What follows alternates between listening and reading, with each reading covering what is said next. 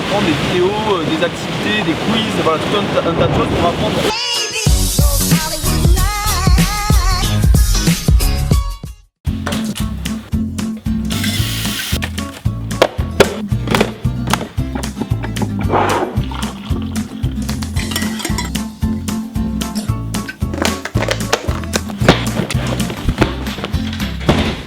Qu'est-ce que c'est que cet appart? Il habite au dernier étage. Salut, ça va? Tu vas bien? Ouais, nickel. Merde.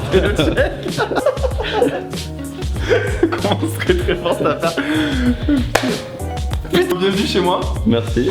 Mon premier appartement marseillais que j'ai galéré pour avoir. Ah ouais, c'est sympa. Ouais. Ok, bah on peut commencer. Ouais. Tu veux un petit café d'abord peut-être? Ouais, allez. Allez, c'est parti. C'est la tasse de mon coloc qui est physicien. Tu sais pourquoi on est là aujourd'hui? Non? J'espère qu'il va y en avoir beaucoup, ça on sait pas encore, c'est un peu la surprise. L'idée c'est de faire un vlog par semaine sur la vie du freelance. On sait pas du tout si ça va marcher, mais on s'est trouvé, donc là il y a mon petit caméraman derrière. Salut. Ça fait combien de temps que t'es freelance toi? Ouais, moi ça fait 7 ans. Putain mais t'as quel âge? J'ai 27 ans. Putain donc t'es freelance depuis 20 ans quoi? J'ai commencé, j'ai ça en master de cinéma. Pourquoi je fais ce vlog et pourquoi aussi j'ai fait le MOOC de devenir freelance dont je vais vous parler après, c'est que j'ai fait pas mal de conneries quand je me suis lancé en freelance et mon objectif c'est maintenant d'aider les gens, ma mission en tant que freelance c'est d'aider les gens à se lancer, à reprendre entre guillemets le contrôle de leur vie professionnelle. Mais en faisant le moins d'erreurs possible quoi. Parce que quand on se lance en freelance et qu'on fait des boulettes, ça peut coûter du temps, ça peut coûter de l'argent et ça peut même mettre en péril votre activité. Par contre, je veux dire un truc qui me semble vraiment important, c'est que on n'est pas là pour dire vous allez gagner 10 000 € par mois très facilement. C'est pas les publicités qu'on voit sur internet. Être freelance, c'est un vrai boulot, c'est un vrai métier, ça demande beaucoup de travail et de passion. Je pense que le vidéaste derrière la caméra, je le vois hocher la tête, il est assez d'accord avec ce que je viens de dire. Donc du coup l'idée de ce vlog c'est de vous accompagner, de vous montrer ce que c'est de la vie de freelance et on va pas masquer les difficultés en fait. Moi mon but c'est aussi de vous montrer ce que c'est la réalité. Mon stage de fin d'études c'était un stage chez WeShare qui est un think tank de l'économie collaborative où j'étais entouré de gens qui avaient entre 25 et 30 ans et qui étaient tous freelance et ça m'a ouvert les yeux sur le potentiel de ce statut et de ce qu'on pouvait faire avec quoi. On va mettre pour le vidéo. Allô, pas de course. T'as les savons de Saint-Victor, qui vendent des savons de Marseille, donc c'est chouette. Et en haut, t'as le Four des Navettes, c'est la plus vieille boulangerie de Marseille.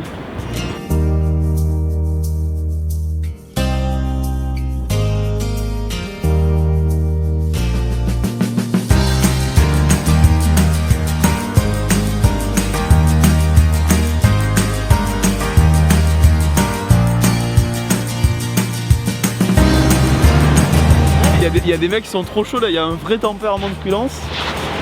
On est en janvier, on est début janvier et regarde, là il y a un mec qui se baigne, il est chaud.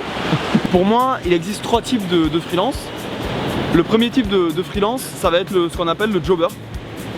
Le jobber c'est quelqu'un qui fait des missions, c'est un peu à la tâche en fait.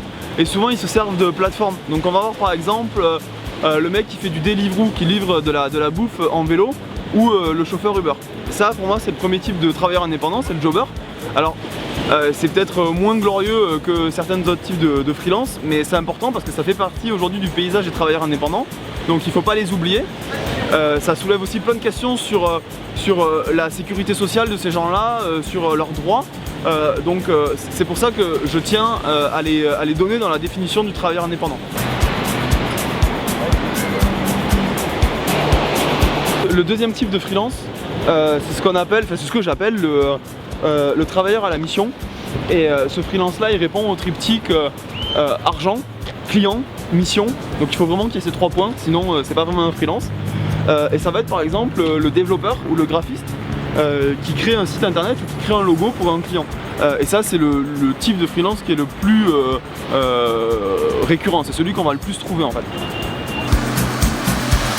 En fait, le troisième type de freelance, c'est ce que je suis en train de faire moi, c'est ce que j'ai commencé l'an dernier en fait.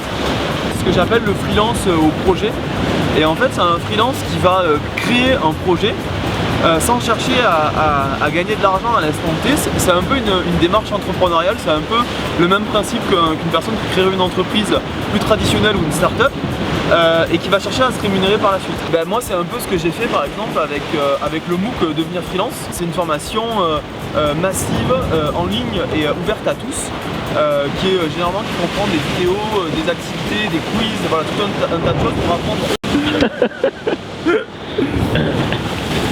Alors on va s'éloigner un peu encore. Bon, ça va rouiller. J'essuie de l'eau de mer. Avec ta chemise de hipster. Et en fait la logique quand on est freelance porteur de projet, c'est de porter un projet sans forcément chercher à le monétiser d'entrée, mais en essayant de le monétiser par la suite, quoi. Si je résume les 3 étapes pour moi du freelance, ou les 3 types de freelance qui peuvent exister, ça va être le jobber, le freelance à la mission et le freelance porteur de projet.